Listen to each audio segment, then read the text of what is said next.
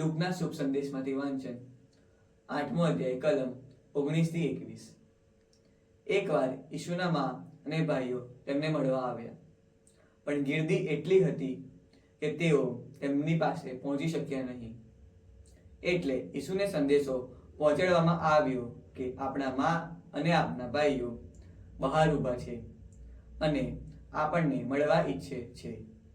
પણ તેમને જવાબ આપ્યો, જે ઈશ્વરની વાણી સાંભળે છે અને તેને પ્રમાણે ચાલે છે, તે મારી મા અને તે મારા ભાઈ.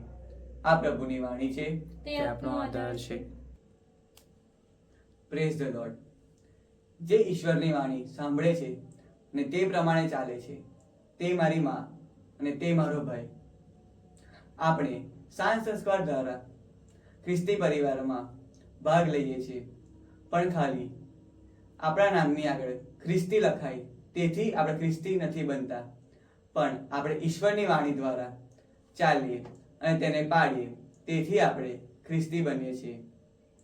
આ વાત આજના શુભ સંદેશમાં ભારપૂર્વક રજૂ કરવામાં આવે છે. આમીન. I see why you are German.